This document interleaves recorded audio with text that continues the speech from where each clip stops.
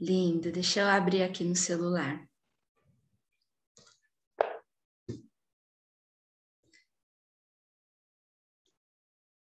Então, gente, hoje a gente recebe a Solange Dias. Eu vou ler um pouquinho sobre a Solange, depois vou dizer umas besteirinhas aqui. Sempre gosto de falar umas besteirinhas. Mas vamos lá.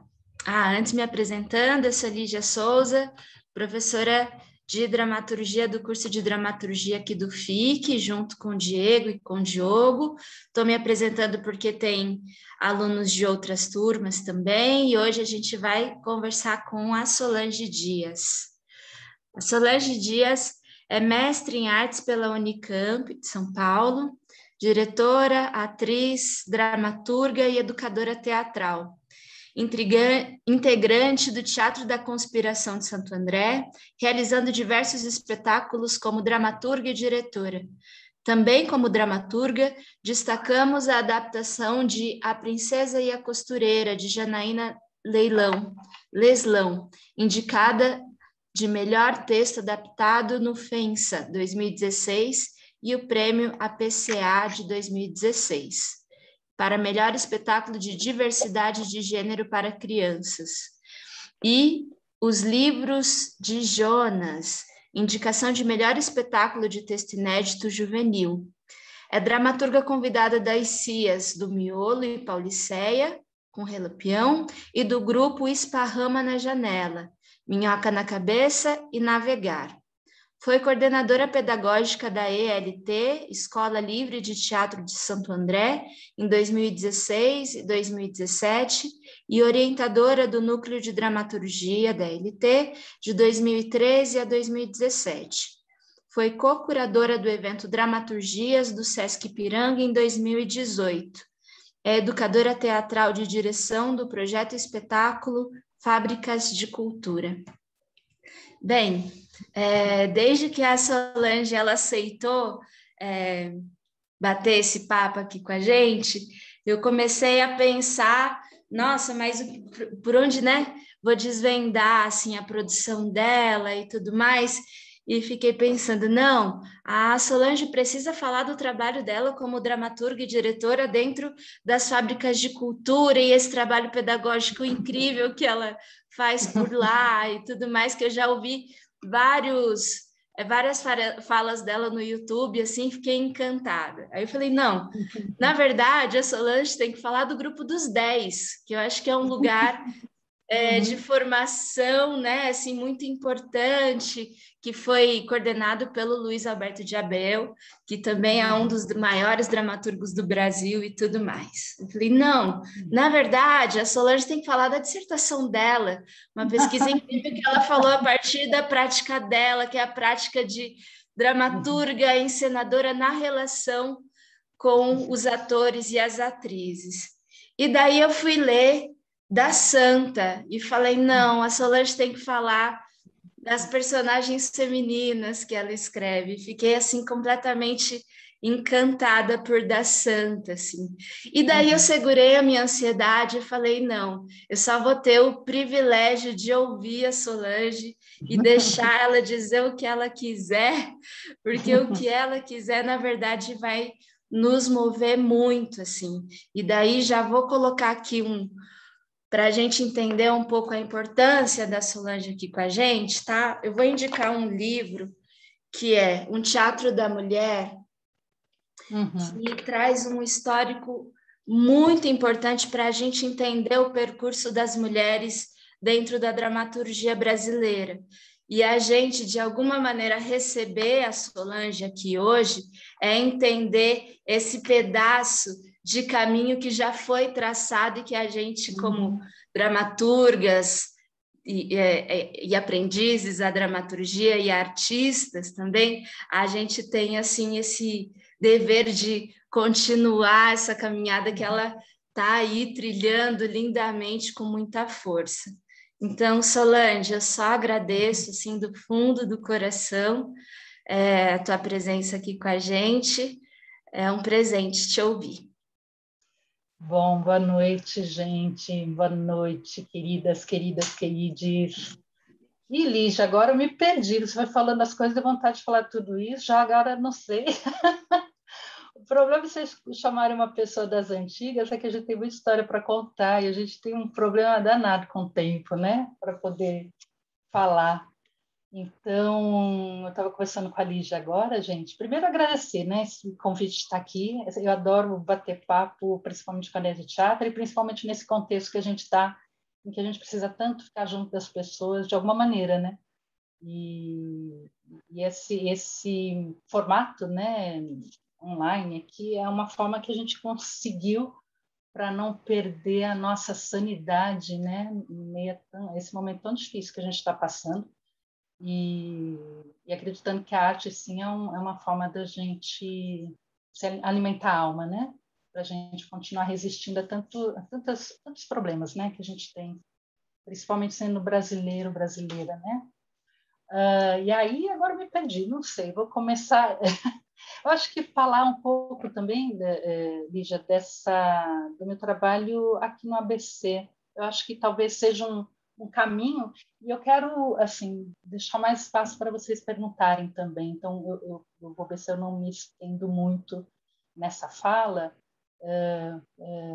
focando um pouco na minha formação no ABC. Eu acho que isso pode servir um pouco uma inspiração para vocês.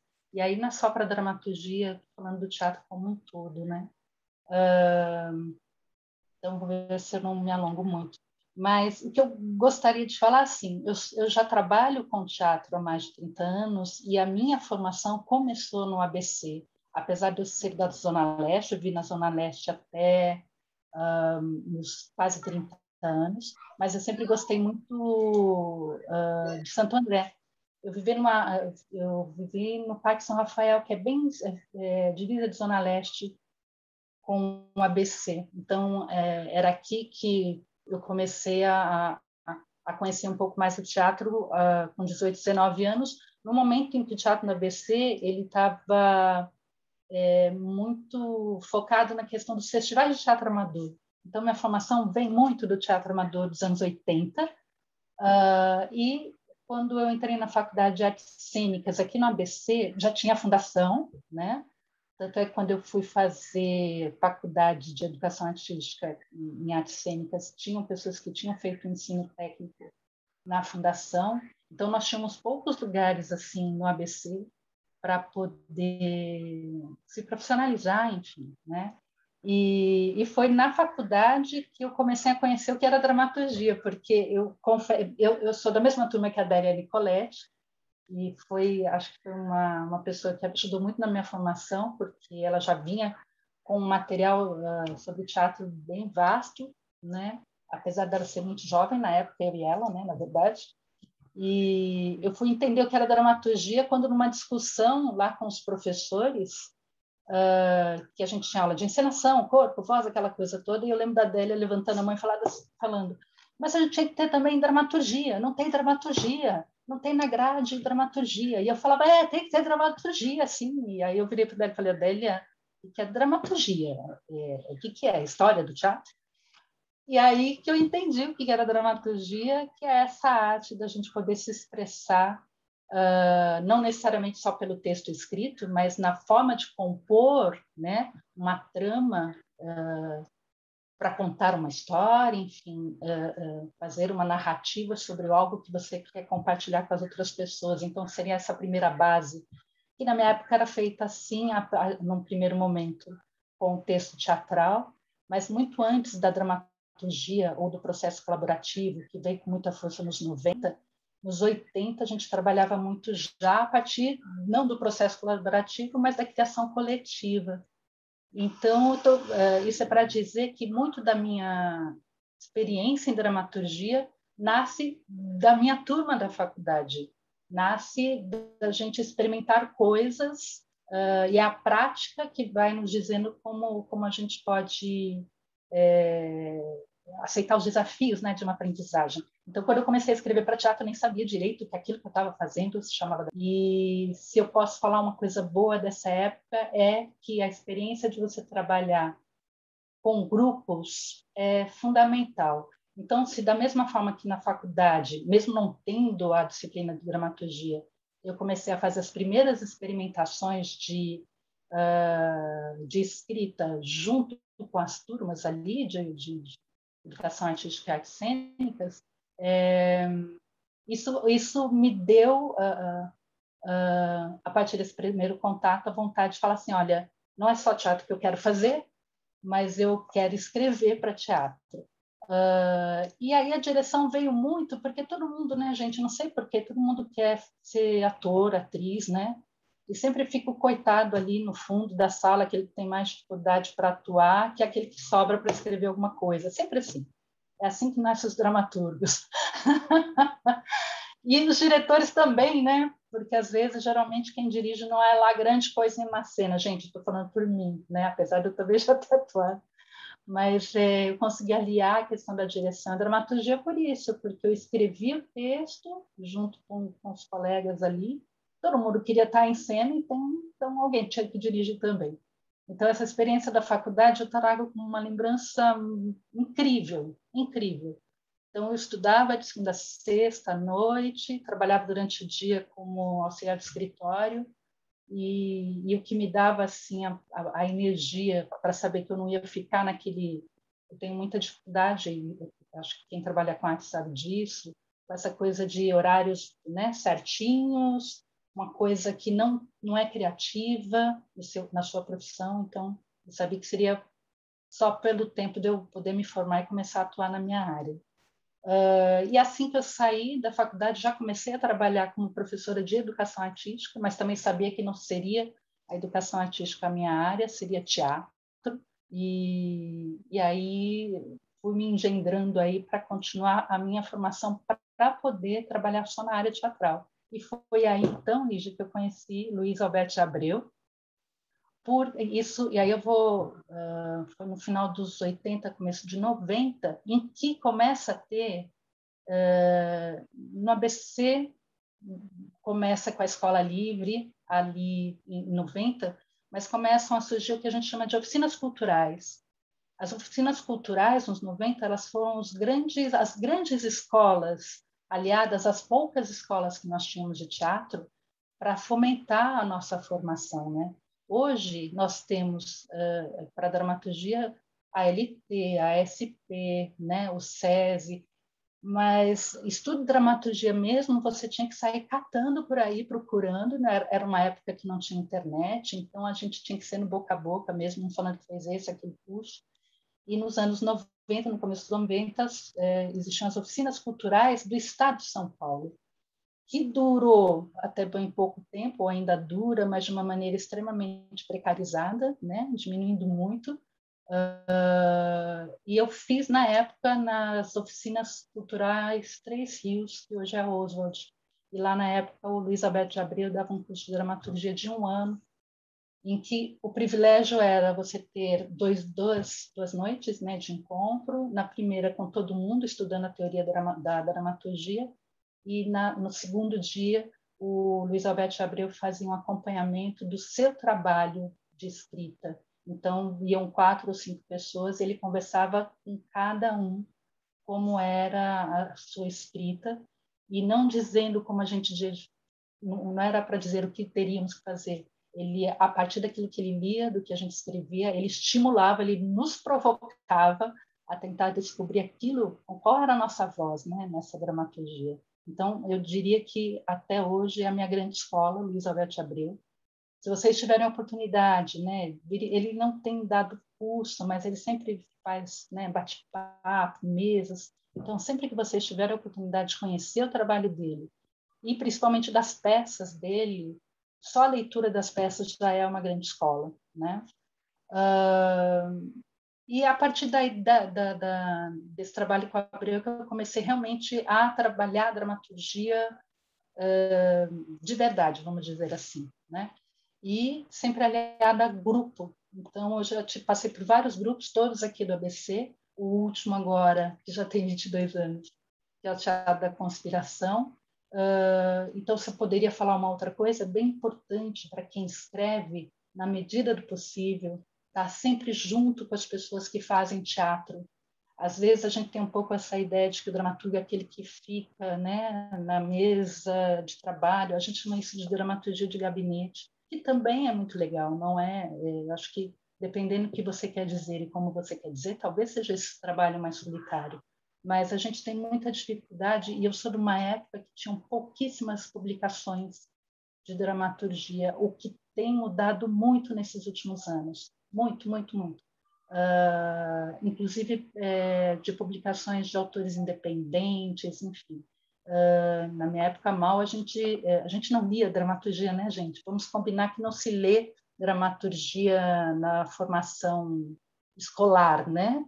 No máximo, você passa ali para o Gil Vicente e olha lá, né? Então, ler dramaturgia ficou sempre muito centrado para quem fazia teatro, né? Então, eu vejo que hoje a dramaturgia, se é algo que eu já posso falar para os dias de hoje, ela já ganhou um espaço para publicação maravilhoso, assim, que foi um ganho, né? Porque é muito difícil, né? Muito difícil as pessoas, e aí a gente está falando de Brasil, mas enfim, a leitura já é muito difícil, imagina de dramaturgia. Já me perdi. Eu não lembro que ano que eu parei. Ai, ai. Você estava contando da sua experiência com o Abreu, da formação. E de ter sempre um grupo por perto, quem puder. E aí, gente, é aquele grupo de amigos e amigas ali da turma. Às vezes é pegar uma sala de aula, né? Fala, porque a gente quer vir aqui de sábado, domingo, podemos ensaiar uma proposta. Não é só o âmbito da formação escolar, vamos dizer assim, mas às vezes é legal a gente colocar em prática os nossos projetos. E aí, pensando no que eu ouço, às vezes, dos meus aprendizes ou dos meus alunos, mas como é que a gente começa, né? A gente, às vezes, fica esperando que alguém chame. Se você tem uma ideia, vá você chamar, entendeu? E aí, aquela coisa, quem gosta de escrever, quem gosta de dirigir, quem gosta de atuar, eu acho que a prática ali de um coletivo, aliado ao estudo, à formação, pelo menos eu sinto que, pela minha experiência, foi fundamental, né? Esse livro que a Lígia trouxe, né, do Teatro da Mulher, eu tive assim, o privilégio também, quando fui estudar com a Abreu, de estudar com a Elza Cunha, que é autora desse livro, e ela fez se eu não me engano, esse é o doutorado, né, Lígia, eu não lembro mais, sobre, puxando essas dramaturgas dos anos 70, dos anos 60, que sempre dentro da história do teatro brasileiro sempre ficou... mas isso não só no teatro, né, gente? Vamos combinar, né? A participação feminina, quando existia, ou era invisibilizada, ou sempre muito aquém da divulgação dos dramaturgos, dos diretores e dos atores, né? Então, esse material que a Lígia trouxe é bacana para a gente perceber que a gente não está sozinha numa trajetória, né? Nós temos dramaturgas como Leila Assunção, que está viva aí até hoje, né, produzindo. Infelizmente, a gente perdeu Renata Palottini há um mês, mais ou menos, que tem um livro que se chama Introdução à Dramaturgia, que para quem quer ter esse primeiro contato, essa iniciação para a dramaturgia, é base até hoje, né? E é isso, é uma mulher, né, que fez trabalhou esse conteúdo para a gente, enfim. Isso eu comecei a me formar com a Elza, com a Renata Palottini, lá na ECA, porque eu fui atrás, e aí lembrando que eu tinha dificuldade de ter cursos, eu fui atrás de ser aluna ouvinte. Então, eu batia na porta, eu sempre tive muita dificuldade para passar na FUVEST na minha época, porque não podia zerar em Química, Física, Matemática, e aí, infelizmente, nunca entrei na ECA, mas que bom, porque eu fiz a faculdade que eu fiz e depois pude fazer como aluna ouvinte. E aí tive contato com essas mulheres maravilhosas, né? Que foi a Renata Palottini e a Elza. E aí eu vou dar um salto no tempo, porque senão eu vou ficar falando demais, eu já falei, né? Que eu falo demais. Que foi a Escola Livre de Teatro Santo André. Então, aí a gente vai poder falar um pouco do que é a Escola Livre, Fundação das Artes, e depois nós tivemos o Centro Livre de Artes Cênicas em São Bernardo, ou seja, Santo André, São Bernardo, São Caetano, aí na luta, na batalha, para a gente poder trabalhar com formação, não só formação do artista, mas formação de público, né? A Escola Livre surge nos 90, né? Vai fazer 30 e... quantos anos já? Já me perdi. 32 anos, fez 30 anos recentemente.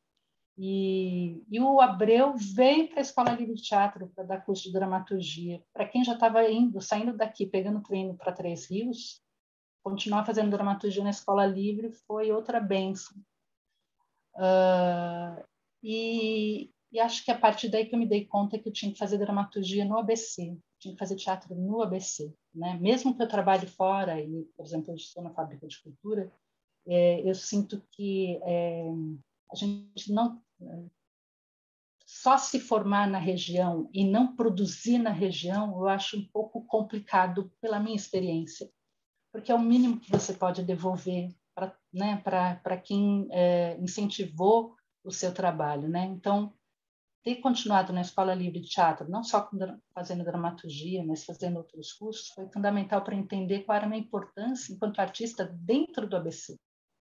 E por isso que até hoje eu me mantenho nesse grupo, no Conspiração, trabalho com outros grupos maravilhosos de São Paulo, né, como dramaturga, mas eu gosto muito da ideia de que a gente que se forma aqui consiga contribuir com o teatro que é feito aqui. Até porque a gente sabe quais são as dificuldades que a gente tem estando tão perto de São Paulo, né?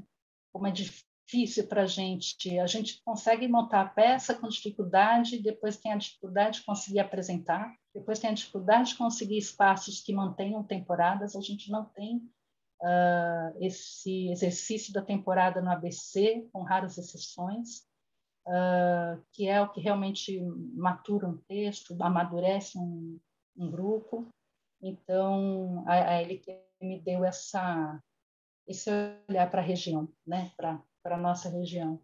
E é isso. Depois, acho que eu vou parar por aqui. Depois eu volto para a LT como orientadora de dramaturgia e aí eu fico pensando como que é a história da gente dá volta, né? Como isso é a vantagem de viver bastante tempo, que você vai vendo onde a dobra do tempo vai sendo feita a partir da forma como você trabalha na tua profissão, né? Então, hoje eu trabalho com pessoas que eu fui professora, já trabalhei com pessoas que foram meus professores, então a nossa área é maravilhosa nesse aspecto, né? Da gente não envelhecer no sentido de ficar parado no tempo, a gente segue junto, né? Gente, vou parar aqui, senão é muita coisa, não dou conta. Solange, eu vou começar fazendo perguntas, mas também quem quiser fazer pergunta já vai colocando ali no chat para a gente ir organizando. Mas eu vou fazer uma primeira pergunta que é junto uma reflexão aqui para te ouvir, que tem a ver um pouco com esses dois lugares assim de formação, né? Você como dramaturga, mas também como professora de dramaturgia, entendendo esse lugar, sobretudo como um espaço de uma dramaturga mulher. Por que eu falo isso? Nesse livro da Elza, ela vai contar para a gente que a Renata foi a primeira mulher a ingressar num curso de dramaturgia, numa formação de dramaturgia. Uhum. E isso é muito recente, né? Se a gente for pensar na história do teatro brasileiro, a primeira mulher que teve uma formação em dramaturgia faleceu há um mês, né? A gente olha para a Renata e fala, nossa, essa mulher abriu caminhos, né? Para todas nós que já estudamos e estamos estudando dramaturgia, assim.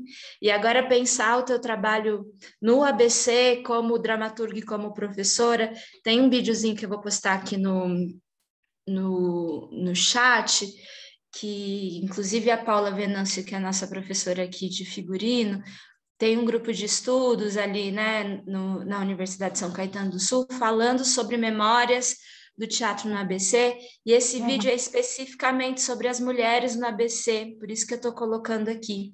E ali no vídeo a gente entende que enquanto as mulheres estavam fazendo teatro amador, era tudo muito bem aceito, né? As mulheres conseguiam fazer teatro, atuar, apesar dizem da dificuldade de se encontrar textos que tivessem personagens femininos, então isso lá na década de 60, por aí, mas a partir do momento que as mulheres começam a ocupar o espaço de profissionalização de atrizes, dos papéis ali, isso começa a ter uma relutância de alguma maneira, não se aceita muito, assim.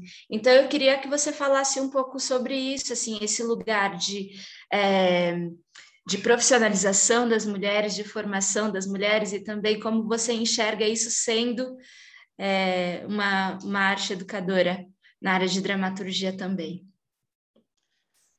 É verdade isso que você fala. Dentro do teatro amador, e aí não é só dramaturgia, né? Dentro do teatro amador, pensando como hobby, né? Tudo bem, porque é o teatro de final de semana, e também é muito interessante para aquelas pessoas que não necessariamente querem se profissionalizar, mas querem ter uma vivência, e isso é importante também, né? Mas para quem quer se profissionalizar, é onde começam os entraves, né? Que é isso, é o tempo de estudo, não é uma coisa que você faz da noite para o dia, e para as mulheres sempre tem essa questão da dificuldade para qualquer profissão, que é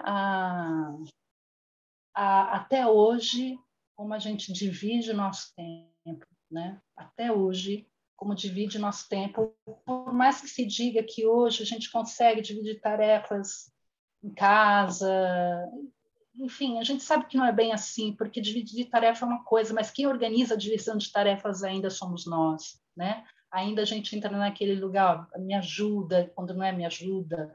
E aí, gente, para qualquer profissão, esse entrave da gente ter a dificuldade de se desdobrar no tempo para dar conta das coisas que a gente gosta e quer fazer. O que eu sinto, Lígia, e aí eu não sei, né, o que vocês acham, eu sinto que nos últimos anos isso, a duras penas, tem se quebrado, porque não é só que a gente está falando de dramaturgia, mas tem um contexto mais amplo aí, né, de abertura de espaço, à base né, do pontapé, e não é só da dramaturga, mas da dramaturgia negra, enfim, tem todo um contexto aí que a gente está brigando muito, porque o contexto social está pedindo isso, né? Então, nos últimos anos, a gente tem visto um espaço para dramaturgas muito maior do que era talvez há 10 anos atrás. Quando eu fiz essa curadoria do Dramaturgias, que é um evento do SESC, que já teve uma segunda edição em 2018, 2019, foi antes da pandemia. No começo, eu lembro quando me chamaram e eles deram alguns nomes, foi muito engraçado quando eu perguntei por que me chamaram, porque a lista de nomes que tinham lá eram só de dramaturgos. E já havia saído uma matéria no jornal da Folha sobre a nova dramaturgia de mulheres, né, feita por mulheres, né?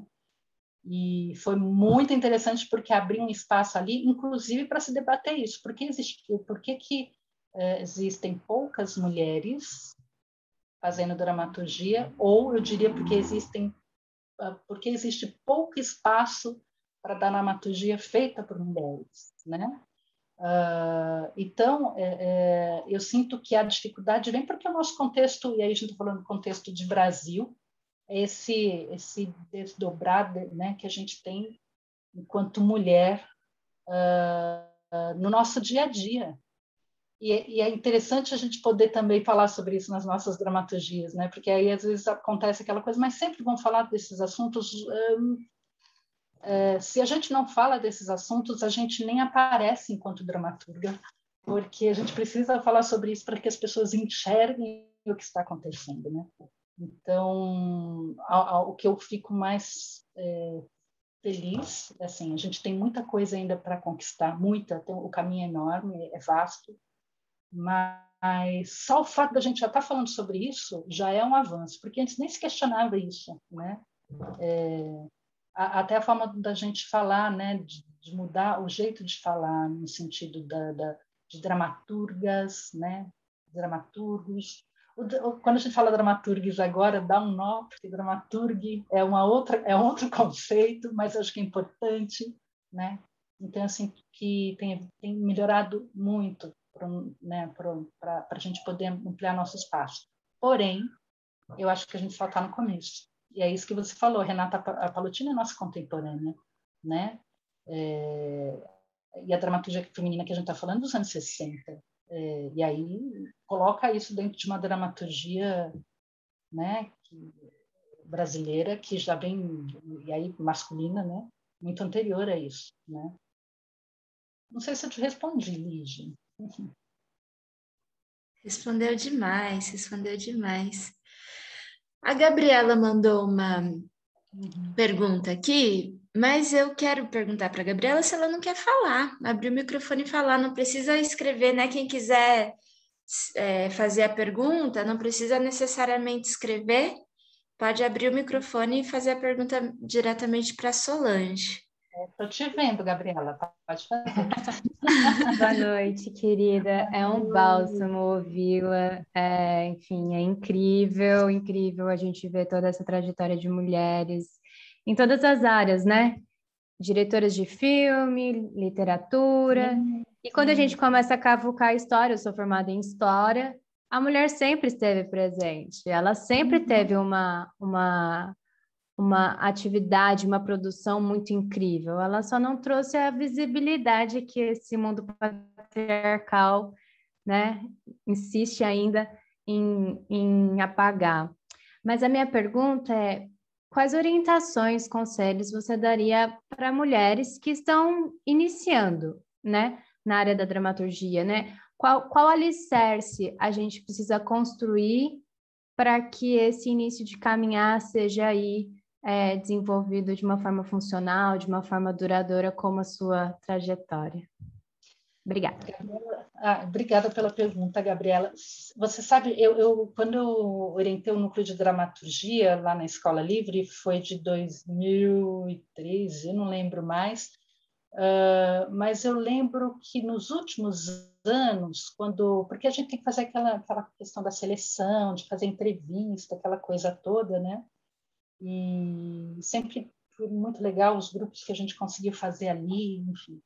E eu lembro de uma candidata, uma aprendiz, que quando eu perguntei para ela qual era o interesse dela por fazer aquele núcleo de dramaturgia, ela falou assim: porque eu quero que as mulheres tenham mais espaço para poder mostrar o seu trabalho. Nossa, eu sou dramaturga, gente, eu sou dramaturga.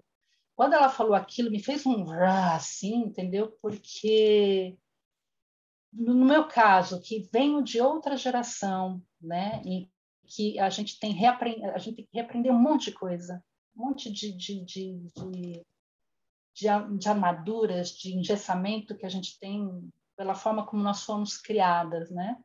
E quando ela falou isso, eu falei assim: meu Deus, mas isso é tão óbvio, é tão óbvio. Então, que eu falei assim: nossa, é verdade. Claro, eu sempre fui muito feliz com o núcleo de dramaturgia, porque a gente tinha de tudo quanto era jeito, de tudo quanto era cor, né? Mas ao falar isso, ela abre o meu olhar para realmente pensar sobre isso. Até então, para mim, era uma coisa que, claro, a gente está aqui, né? Mas ter realmente um olhar sobre isso, ter uma atenção para isso. Então, eu acho que a primeira coisa talvez seja, quando você fala da iniciação, talvez eu comecei a estudar dramaturgia com Samuel Beckett, que eu adoro, amo, Esperando Godot. Né? Eu achava, quando eu li, eu falei: nossa, eu sei fazer isso. Foi a primeira peça baseada em Samuel Beckett e tal, porque ele, né? Enfim. E aí acho que a gente tem que olhar para as dramaturgas. Se a gente quer começar uma formação, vamos ler as dramaturgas, né? Vamos olhar para essas mulheres dos anos 60, aí com certeza tem gente antes, e aí não estou falando só de dramaturgia, mas da literatura feita por mulheres no Brasil, né? Clarice Lispector é maravilhosa, Cora Coralina também, Adélia Prado também, e temos outras, né? Temos Carolina de Jesus, enfim, começar a descobrir essas vozes que ficaram invisibilizadas ali, né? E as dramaturgas contemporâneas, gente, a gente tem umas dramaturgas, né, porretas, assim, e que estão por aí, que estão ali ganhando seus espaços. Então, ler dramaturgia é importante, e agora eu diria isso, ler dramaturgia feita por mulheres tem que ser base da nossa formação. Então, se eu pudesse começar, eu não começaria com o Beckett, apesar dele ter sido muito legal. Tudo bem que foi ele que também, de certa forma, que me fez ir até a ECA buscar a Elsa e a Renata, né? Não desmereço, não. Mas já que a gente está iniciando, que a gente olhe mais para o nosso lado aqui, né? Para as pessoas que estão perto da gente, né?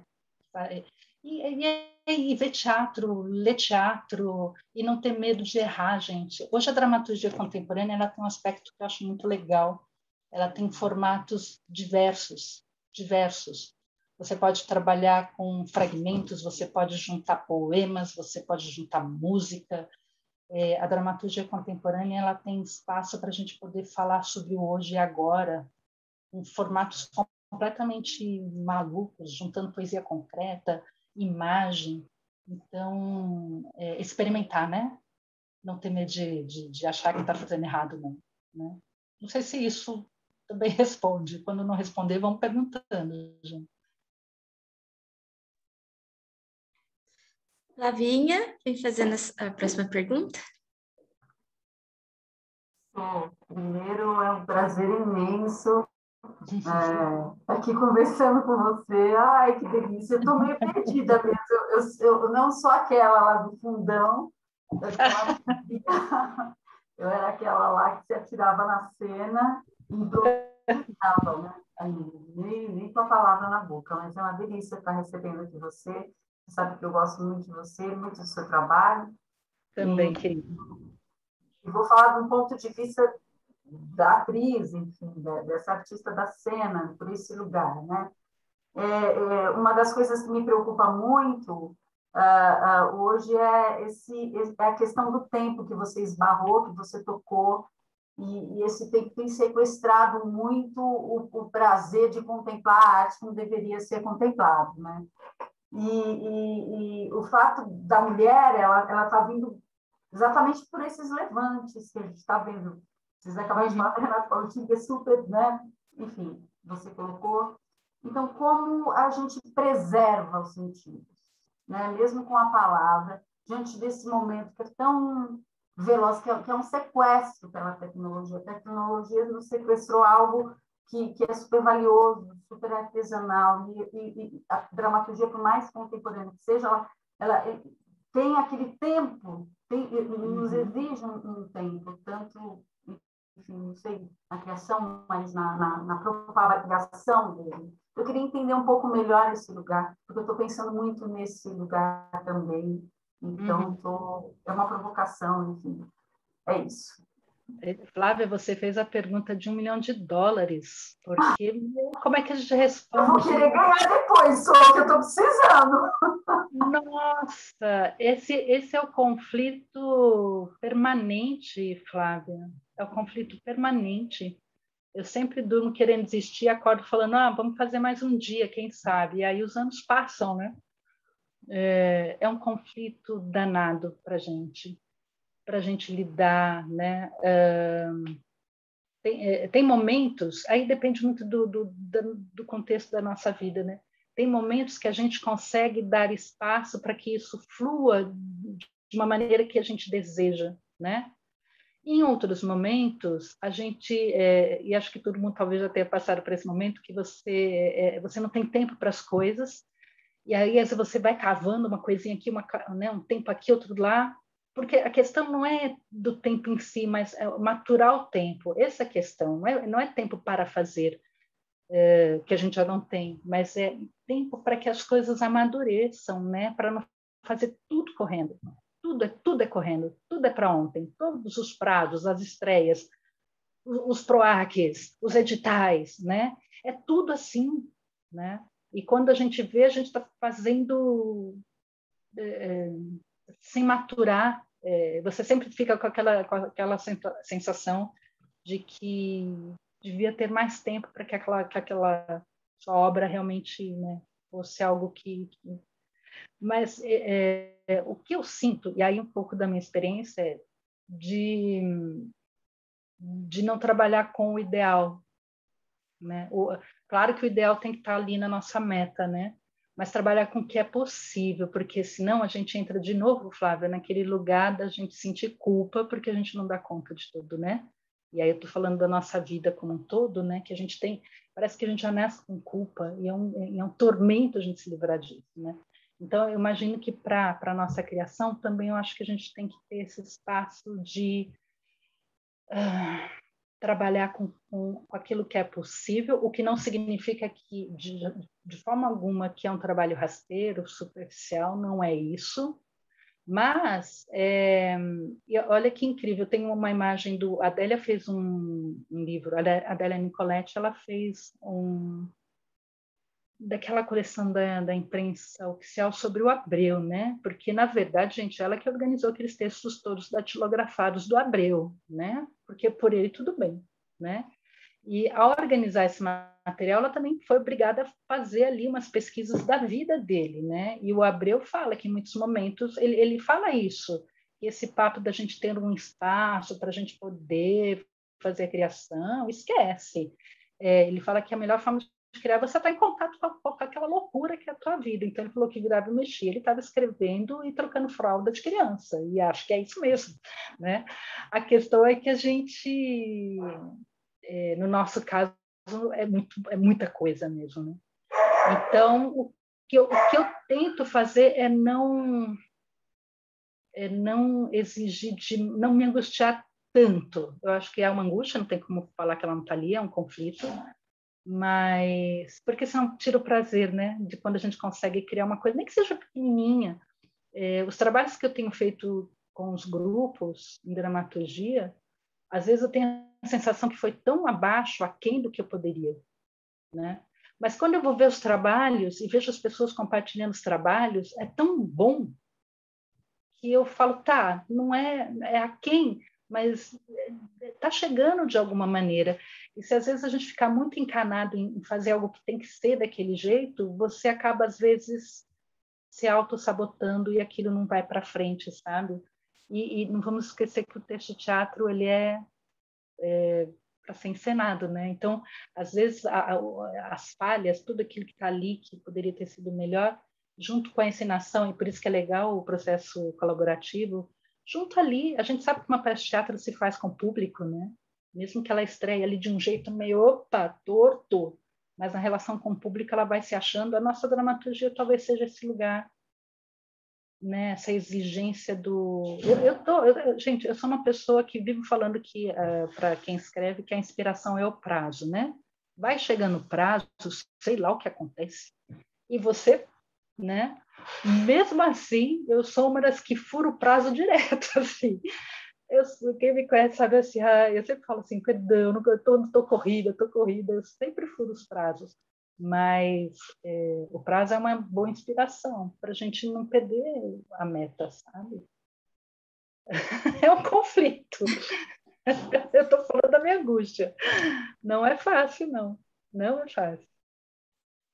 Solange, tão linda a sua fala, porque me fez lembrar um texto da Glória Anzaldúa, que ela fala o seguinte, a parte, né, ela está ali resgatando o texto da Virginia Woolf, que é O Teto Todo Seu, e ela fala assim, olha, às vezes você não vai ter um teto todo seu, às vezes você não vai ter um quarto para você se concentrar, mas escreva entre uma louça lavada e o filho para dormir, escreva no ônibus, escreva em qualquer lugar, porque é assim que a escrita da mulher tem como possibilidade para se mover. Se a gente for deixar para escrever esperando a condição ideal, a gente não vai escrever de alguma maneira, né?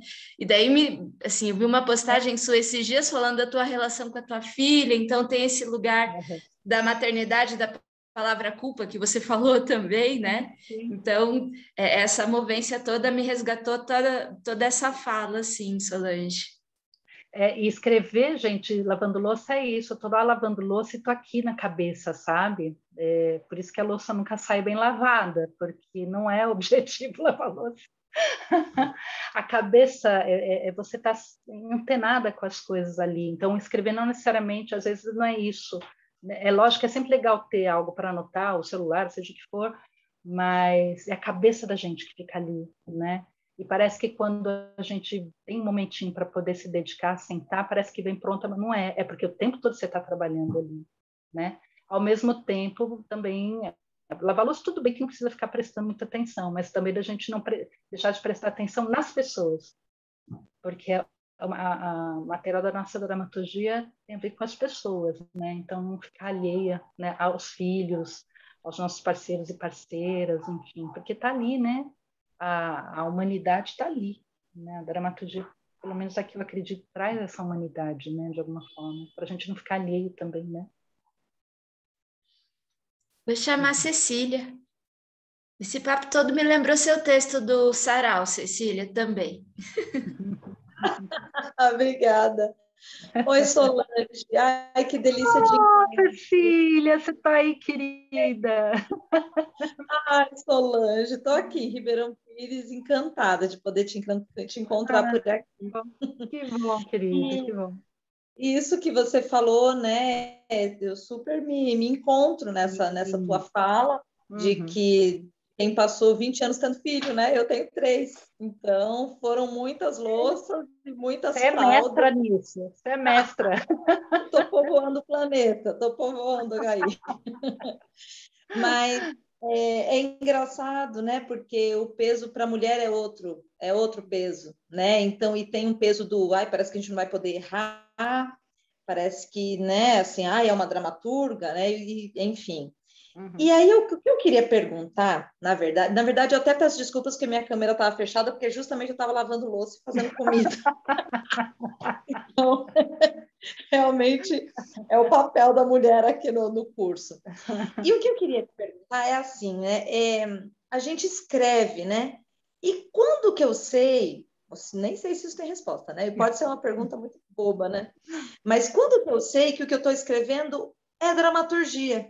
Porque a gente escreve. Você põe ideia no papel, você faz poesia, você faz um texto, né? A nossa matéria-prima é isso, né? São os filhos, a casa, de repente uma louça suja vira um texto, enfim, é isso. Mas qualquer coisa vira dramaturgia. Quando que eu sei que é isso, né? Na verdade, eu me inscrevi nesse curso, acho que até para me entender nesse sentido, né? Será que o que eu escrevo é isso ou o que eu escrevo é outra coisa? E se é que tem resposta, né? Você sabe que essa grande questão lá no núcleo de dramaturgia, a questão era, mas isso que é dramaturgia? E aí, voltando ao que eu falei sobre os formatos, né, da dramaturgia contemporânea, é que os formatos são infinitos, né?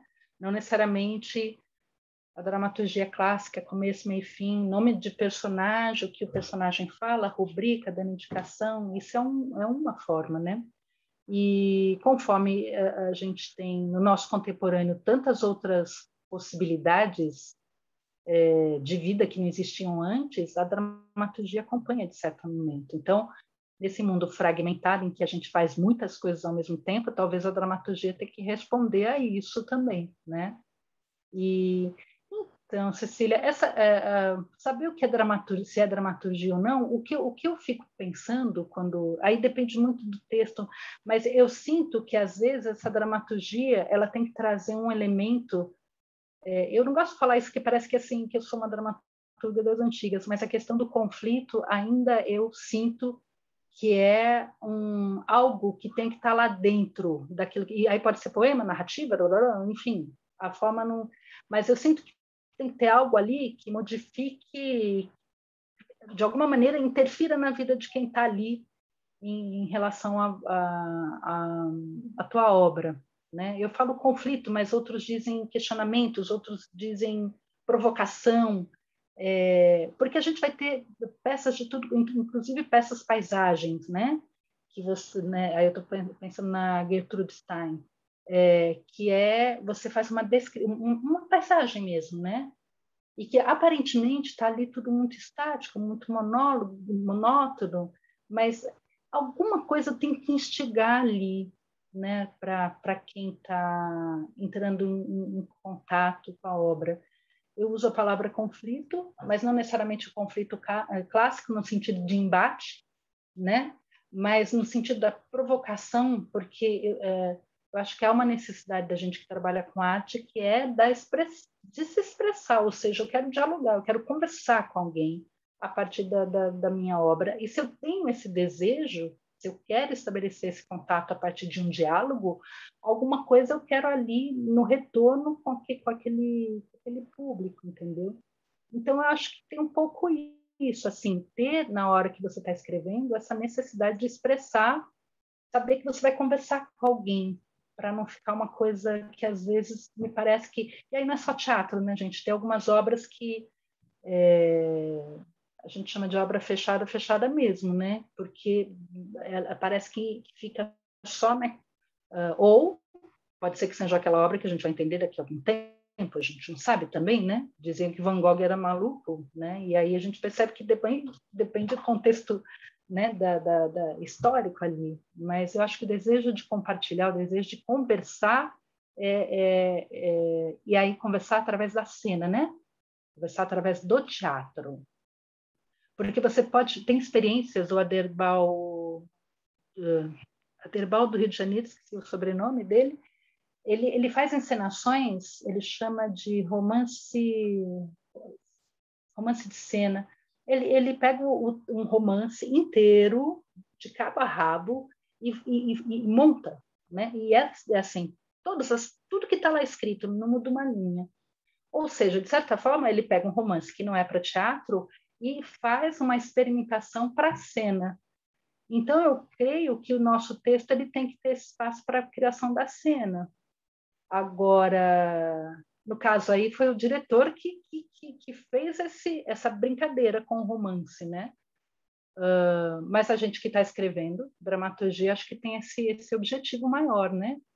De trabalhar um texto não só para ser lido, mas para ser visto com atores ali, né? Ao vivo. Não sei, eu penso isso, assim, né? Não sei se é por aí também, né, gente? Isso é uma opinião muito pessoal. É uma opinião só de muitos anos escrevendo dramaturgia e muitos anos ensinando dramaturgia. E foi ótimo te ouvir, Solange, porque muitas coisas que a gente conversou no sábado, né? Foi nosso primeiro encontro no sábado e hoje com as outras 2 turmas, assim, muita coisa que você falou agora, a gente acabou de conversar sobre isso também, então vai muito ao encontro, assim. A gente tinha combinado que íamos até as 9h30, 9h29. Maria Carolina quer fazer uma pergunta, então vou deixar a Maria Carolina fazer a pergunta e depois finalizo. Pode ser? Tem mais alguém que está a fim de fazer alguma pergunta? Adebal Freire Filho, isso mesmo, Lígia. Adoro ele é ótimo, gosto muito dele. Ele é ótimo. Bem, Maria Carolina. Olá, boa noite. Bom, eu compartilho um pouco da questão que a Cecília fala. Eu também entrei no curso porque eu escrevo e eu não sei o que eu escrevo. E o teatro, de todos os textos que eu já encontrei na vida, toda vez que eu ia e saía do teatro, a sensação que eu tinha é que o texto do teatro fica ecoando em mim. Então, às vezes, as dramaturgas... E assim, eu comecei a perceber, assim, para falar, talvez seja a dramaturgia que eu quero fazer. Porque aí, às vezes, um texto de uma peça que eu vi, eu ficava muito apaixonada, e aí eu ia seguindo as pessoas no Instagram, e aí eu falava, nossa, tô apaixonada com essa pessoa. E aí foi assim que eu fui chegando nas primeiras oficinas que eu fiz, e cheguei até esse curso. Mas aí a minha questão um pouco a minha formação, né, na área de comunicação social, jornalismo. E eu, assim, desde pequenininha, era muito encantada com expressão, com comunicação, e perdi um pouco esse encanto trabalhando com jornalismo. E eu confesso que esse é meu maior medo com o teatro agora, porque o meu encontro com o teatro até agora sempre foi algo bem despretensioso, de lazer, de ficar, nossa, quero isso me dá muito prazer. E eu estava reparando como é que eu estava esse final de semana, eu fui no teatro, uma retomada que está tendo na Fiesp, de uma peça que eles... e eu sou ruim de decorar as coisas, eu não sei muito bem, mas era um texto que me parece que é inglês. E aí eu saí do final, eu falei, gente, eu acho que eu tô doida, porque eu tô meio que partindo a peça, eu não sei o que eu tô fazendo, eu tô meio crítica demais, assim. E aí depois ontem eu vi uma experiência online do Galpão, que é um grupo, eu sou mineira, é um grupo lá de Minas, né? Eu gosto muito dos trabalhos deles, é uma das pessoas que eu sigo, porque eu apaixonei pelo que eles fazem. E aí, assim, o meu medo com o teatro agora, eu fico assim, ai, será que eu estou espiando? É isso que, como eu sou muito curiosa, eu tenho muito medo de, às vezes, quebrar a magia das coisas, porque eu sou tão curiosa, eu quero tanto saber como aquilo é feito, quando uma coisa me desperta demais. E, assim, a senhora que já teve bastante tempo de carreira, eu queria saber como é que é essa questão de não perder esse encanto, sabe? Porque eu quero chegar, eu quero passar por décadas e não queria... Se for para perder o encanto com o teatro, às vezes eu prefiro até... Porque para mim é uma coisa muito sagrada, então não queria nem... Às vezes eu fico até com medo de chegar mais perto. É isso. Olha, Maria, essa dúvida passa por nós em algum momento da vida, né? E aí eu tive mestres bem legais, assim, que ele falava... e aí eu vou falar de o Abreu, já falei, né? Mas eu lembro do Chiquinho Medeiros, que foi um diretor de teatro que nós tivemos maravilhoso também, e a gente fala, eu tenho medo da gente aprofundar muito no conhecimento e isso acabar me, né, limitando, tal, e ele falava que o conhecimento liberta, né? O conhecimento liberta. Às vezes a gente estuda, ou também tem essa frase que eu acho legal, às vezes a gente estuda para jogar fora, sabe? Eu estudo, e agora joga fora. Eu dou sempre um exemplo para quem faz natação, sabe quando a gente vai começar a fazer natação, que eu, por exemplo, não sei nada de natação, mas você pega aquela pranchinha que você fica levantando o braço, né? Pega a pranchinha, respire, né? E é tudo certinho assim, né? Mas na hora que você tem que nadar, se você pensar que eu tenho que segurar na pranchinha e fazer assim com o braço, eu afundo. Quer dizer, a técnica ela é importante, né, para você saber né, porque tem coisas que estão ali que são, são ferramentas, né? Mas na hora de fazer mesmo, eu não posso pensar nela, porque se eu pensar nela, eu afundo. Na verdade, ela vai ficando em nós de uma maneira muito orgânica, né? Prazer pelo conhecimento, eu acho que é sempre, para quem gosta de estudar, né? Eu acho que é fundamental. E, na verdade, às vezes a gente vai perceber que quando a gente está muito ligado, quando a gente tem um desejo muito grande de fazer aquilo que a gente quer fazer, a gente faz uma mistura de tudo que a gente aprendeu, porque tem a nossa vivência também, tem a nossa visão de mundo. Tudo isso entra nesse caldeirão quando a gente está escrevendo, entendeu? Então, não se preocupe, não. Talvez tenha, sim, momentos em que você vai escrever, que você vai perceber... Hoje mesmo, eu e a Adélia tivemos uma conversa com uma dramaturga que vai lançar um livro, a gente leu os textos dela, e ela tem, por exemplo, essa questão da forma, que ela gosta muito, e ela mesma fala assim, às vezes eu fico tão encantada com a forma que eu esqueço do que eu estou falando, né? E a gente falou isso para ela, falou, olha, talvez seja o momento de você se preocupar agora com o que você quer dizer, né? Porque às vezes a gente fica tão apaixonado pela forma que se perde. Entendendo que forma e conteúdo, gente, é uma coisa só. A gente separa, às vezes, para poder entender, mas na prática é uma coisa só. Então, às vezes, é isso. E aí você vai reescrevendo, você tenta de novo, muda a versão, entendeu? E se você sentir que está algo te atrapalhando lá, joga fora. Né? É aquilo que eu falei, quando eu li Beckett a primeira vez, eu não achava que aquilo fosse uma peça de teatro. Porque ela não é... Esperando Godot não é uma peça... ela é um clássico, mas ela não tem uma estrutura clássica, né? Afinal de contas, dois personagens esperando uma pessoa que nunca chega, que conflito é isso, né? Mas foi através dessa inspiração que me veio a vontade de escrever dramaturgia, porque eu escrevia poesia, eu achava que tinha alguma coisa a ver ali, entendeu? Então, não se preocupe, até porque um segredo, muitos dramaturgos e dramaturgas vieram do jornalismo da área de comunicação, né?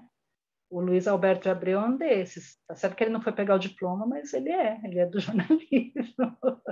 Nelson Rodrigues, né, que escreveu obras maravilhosas a partir da observação que ele tinha ao escrever, né, aquelas notícias, enfim. Então, toda experiência de vida é válida, né? Toda. Então, não fique com medo. Não tenha nenhum. Desse aspecto, não. A gente tem outros, né? Que é como que a gente organiza tudo isso que está na nossa cabeça e consegue passar no papel, entendeu? Fique tranquila. Pelo menos esse aspecto.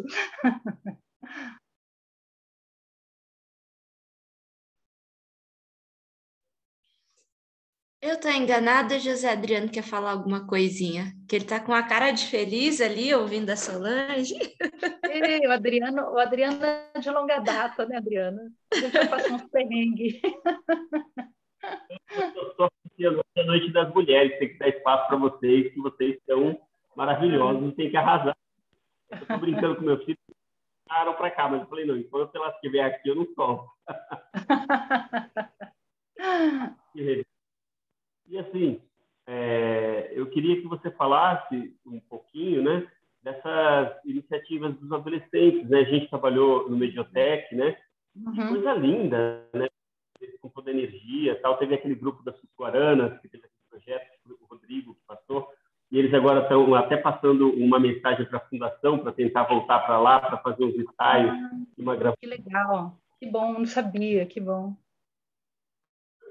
E eles vêm trazendo toda essa força, essa energia de mudança, de exigir direito, de acessibilidade, de representação social.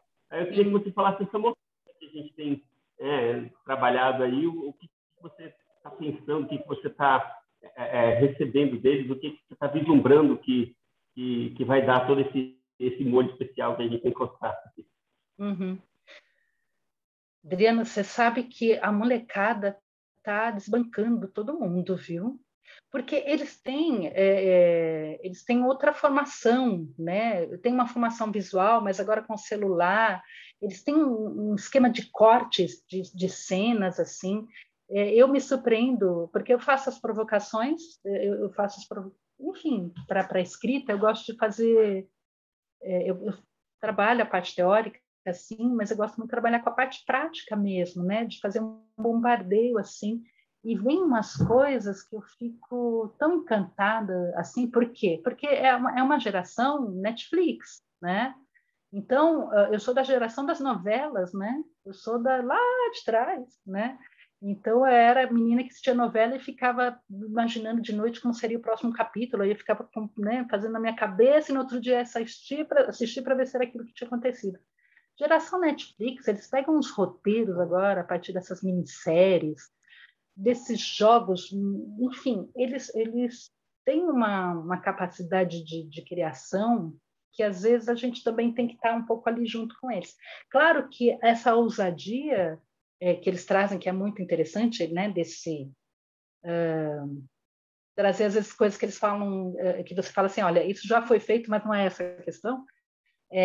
Quando eles nos procuram é porque a gente pode contribuir até para como organizar esse caos, porque às vezes a coisa é tão forte que eles não conseguem direcionar para aquilo que eles querem de verdade, né? Eu tive um prazer, uma honra de ter acompanhado a dramaturgia do Johnny Salaberg, que escreveu Buraquinhos. Buraquinhos é um texto de um menino que vai comprar pão na padaria, que a mãe pediu, e ele é abordado por um policial, e depois o policial quer dar um quadro nele e ele sai correndo, porque ele tem medo, né? E a peça se chama Buraquinhos por tantos tiros que esse menino tomou. No sentido, e aí qual que é a história? Ele sai correndo e a peça é isso. Toda a corrida que esse menino faz para poder escapar da polícia. O Johnny, quando escreveu, ele escreveu um poema do começo ao final, assim, porque é a experiência de alguém que é da quebrada, né, lá de Guaianazes. E aquilo quando vem, você fala, nossa, é de uma potência, porque a vida dele, ele está conseguindo expressar o que acontece com ele lá na quebrada, mas de uma maneira poética, tão interessante, e ainda com pouca formação. Agora, claro, ele já está por aí, mas assim, não tinha uma formação teórica tão grande, mas ele tinha uma vivência do dia a dia ali dele muito forte. E também essa questão de assistir muita coisa, eu diria que cinema, né? O cinema interfere muito na dramaturgia contemporânea. Essa forma de cortes, de várias tramas paralelas, né? Isso tem trazido muita inspiração para a juventude, assim. E eu confesso que eu aprendo muito, gente. Aprendo muito. Minha dramaturgia assim, foi muito modificada desde quando eu comecei a dar aula para jovens. Eu adoro, porque vira e mexe, eu falo para um ou outro deles que eu quero ser como eles quando crescer. Porque, nossa, como é legal, né? E estou falando de dramaturgia, mas também tem outras coisas que eles vão trazendo. E é claro, né, gente? Tem muita coisa. E aí por isso que a gente se encontra. Tem coisas que eles precisam da gente lá, a gente deles, né? Por isso que é tão bom fazer o trabalho artístico pedagógico, né? Pedagogia. Ele é um espaço de aprendizagem. A pedagogia alimenta o nosso trabalho artístico e vice-versa, né? É um privilégio a gente poder ter esse contato, né, Adriana? É difícil pra caramba, tem dia que a gente está quase tendo um treco, mas no fundo a gente gosta. A gente gosta muito, né? Ai. Gente, para finalizar mesmo, então, Duda, faz a pergunta. Que a gente agora vai terminar, agora é o último, mas não dá, a gente quer te ouvir só hoje. A gente marca outro dia, viu? Eu vou ficar, quem sabe até presencial lá na frente, quem sabe a gente não bate um papo bacana. Não que esse não seja, mas aí a gente pode, né, olhar um para o outro, né? Eu falo muito com as mãos.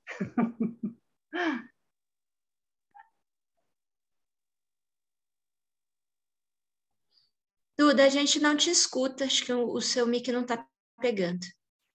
Aqui eu não estou vendo a Duda. Acho que ela vai ajeitar ali o mic dela.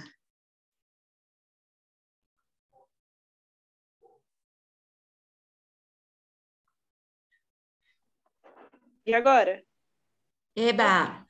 Apareceu. Oi, Duda. Então, oi, Sol, tudo bom? Então, eu faço faculdade de pedagogia, tô no último semestre e eu queria saber os seus métodos, como você se encontrou como você também se encontrou na dramaturgia, porque eu entrei para fazer dramaturgia porque eu sou apaixonada na arte, eu queria me aprofundar, eu queria saber por que você quis entrar para dramaturgia. A primeira peça que eu escrevi, a primeira, eu queria mandar um recado para o meu namorado. Aí eu achei que a peça seria um bom caminho, sabe? Ele nem se deu conta, mas foi ótimo, porque a partir dali, eu vi que tinha alguma coisa que eu poderia dizer. Essa ideia de quando a gente é adolescente, escreve poemas, diários, enfim. Depende muito da qual é a peça que eu estou escrevendo, né? Tem peças que às vezes você trabalha com dados históricos e aí é legal pesquisar bastante. Não que a peça tenha que ser algo, porque geralmente a peça não necessariamente é um relato histórico, né? Porque isso um documentário faz melhor, enfim, um livro faz melhor. Na verdade, a gente pega naquele momento histórico algum elemento ali. Não necessariamente precisa ser totalmente ligado à história. Geralmente a gente gosta de pegar um aspecto daquela trajetória e fazer uma ponte, principalmente com os acontecimentos contemporâneos, assim. Mas mesmo assim você tem que saber do que você está falando. Então exige pesquisa, até para você fazer um recorte e ver como que você quer fazer essa releitura, né, para o contemporâneo. Agora tem outras que dependem, e outras que são dramaturgias em processo com grupos de teatro, que aí é uma alimentação entre improvisa a cena, você reelabora, devolve para os intérpretes, e é um diálogo, e aí a gente chama isso de processo colaborativo ou dramaturgia colaborativa. E tem outras que aí você cria o que a gente chama eu chamo de artifícios, né? Então, eu gosto muito, às vezes, de você trabalhar com imagens, colagens. Tem uma dramaturga, Sarah Kane, que tem uma dramaturgia bem provocativa, assim, e ela gostava muito de fazer colagens. Então, de repente, o tema que ela estava querendo abordar, ela fazia colagens que ela chamava de grudados, né? Em que ela fazia uma intersecção de várias imagens, como a gente faz jogo de palavras, né? Que às vezes você faz aquele jogo de palavras e vai escrevendo o que vier. Ela fazia com as imagens, e a partir da intersecção daqueles grudados, né? Daquelas colagens, ela ia escrevendo, nem que fosse uma descrição no primeiro momento, e daqui a pouco ela ia começando a engatar numa lembrança, e aquilo dava uma pode chamar de inspiração, mas na verdade era um gatilho, né? Um estímulo para que ela escrevesse, assim, né? Então eu sinto cada vez mais essa vontade, quando eu estou escrevendo, de ver quais são esses gatilhos. Filme sempre, né? A gente gosta muito de ouvir histórias, então isso alimenta o nosso repertório, né? De histórias, ouvir conversa, gente.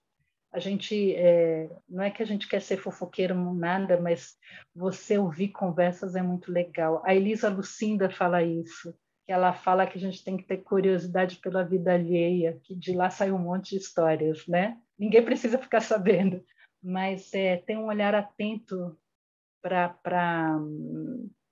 aquilo que a gente ouve.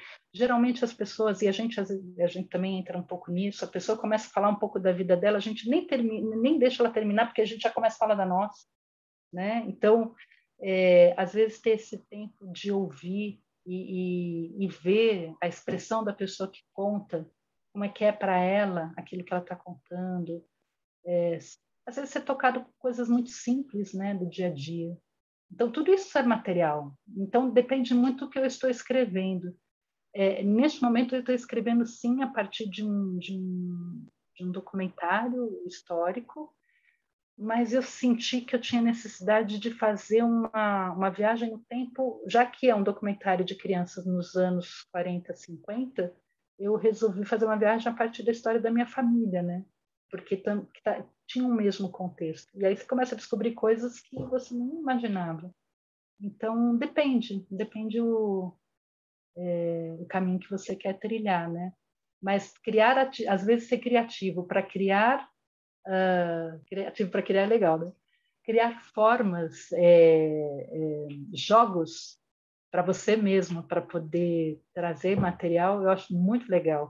Como jogos teatrais, gente, para interpretação, mesma coisa.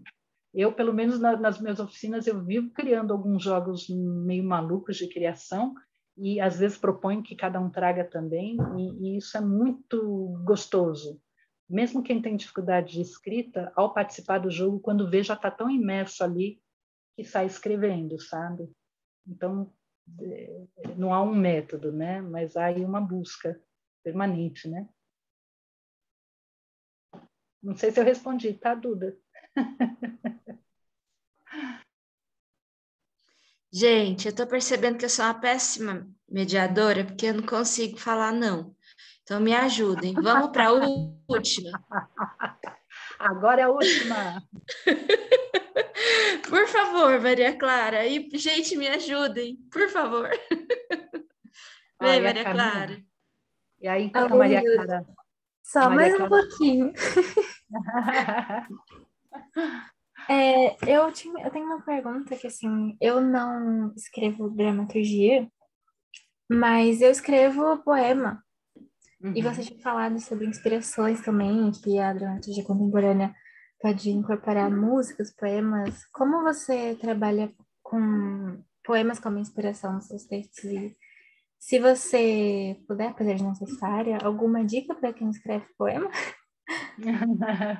Mas você sabe que tem muitas peças, Maria Clara, que são verdadeiros poemas, porque você tem um recurso na dramaturgia que é a narrativa, né?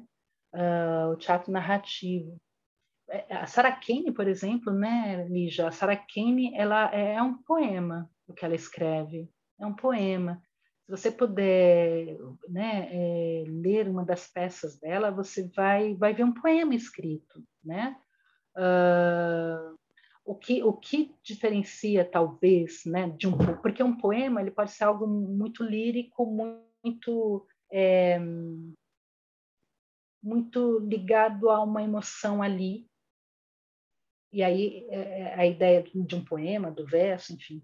Para a dramaturgia, esse poema ele é carregado num conflito, uma voz em conflito ali. Não que o poema não tenha, também pode ter, mas no teatro eu sinto que isso é fundamental, sabe? Que haja ali naquilo na forma como se organiza aqueles versos, né? Dentro de um poema dramático, vamos dizer assim, que seja algo que angustia. E a Sarah Kane é dessa qualidade, né? É uma dramaturgia que te pega demais e é um poemão, assim. E você pode, aí enquanto encenador, você pode ser uma pessoa falando, 2, 10, enfim. Ele é muito aberto enquanto formato dramatúrgico, né? Enfim, não, eu acho que não impede, viu, Maria Clara? Eu tive uma aprendiz na Escola Livre que ela era poetisa, então quando ela entrou no núcleo ela falava isso, que ela tinha muito receio de ao escrever dramaturgia fazer poema, e eu falei assim, olha, talvez seja exatamente isso que você tem que fazer, trazer o teu poema para dentro da dramaturgia, porque talvez você queira ver o teu poema sendo falado através de uma intérprete dentro de um contexto de história aí, né? Que não seja só o poema, porque você pode, né, falar o seu poema, né, e dramatizar, enfim, mas dentro de uma peça de teatro tem outros elementos ali que você pode dar corpo para que esse teu poema seja explorado de uma maneira mais ampla também, né? Então, acho que uma coisa não impede a outra, não. De novo, o desejo de se comunicar, né, Maria Clara? Acho que essa é a grande...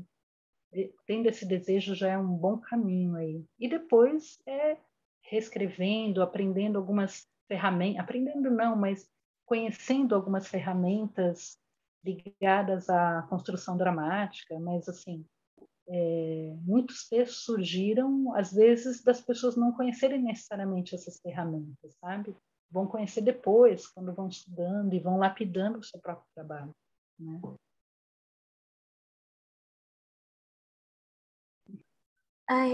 Muito obrigada por ter respondido.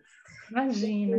É muito bom mesmo dramatizar poema. Eu atuo também e é muito bom ler o que eu escrevo com as intenções que eu quero. Tipo, não sei explicar, mas só um sentimento muito bom. Você me fez lembrar da Roberta Estrela Dalva, né?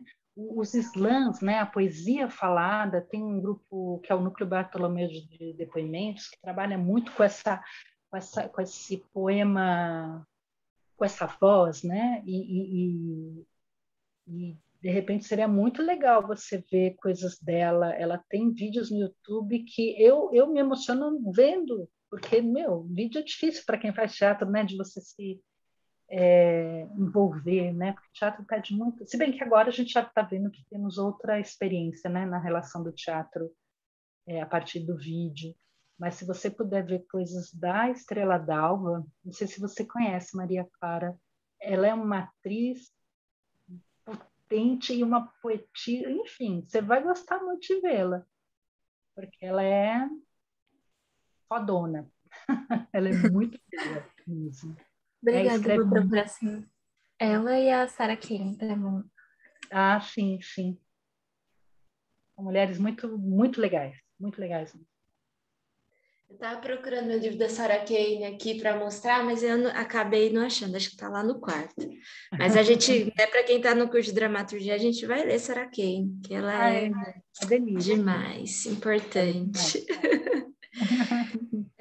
Sol, enquanto você falava, eu fiquei pensando umas coisas assim, porque o Zé falou, né? Ah, hoje é o encontro das mulheres e tudo mais.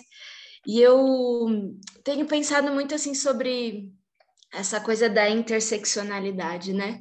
O quanto parece que a gente está falando de um assunto que é sim muito próprio, né? Que tem um lugar nosso, mas o quanto ele esbarra num universo que ele é muito maior, né? O quanto ele dialoga com universos, né? Quando a gente fala de questões da mulher, a gente está falando de minorias em geral, assim, e fico sempre quando eu penso sobre isso, eu penso na geração da Leilá, da Consuelo, porque tem eu paro para pensar e falo, gente, 3 dramaturgas escreveram peças que foram encenadas no mesmo ano, né? As 3 escreveram peças distintas e as 3 foram premiadas.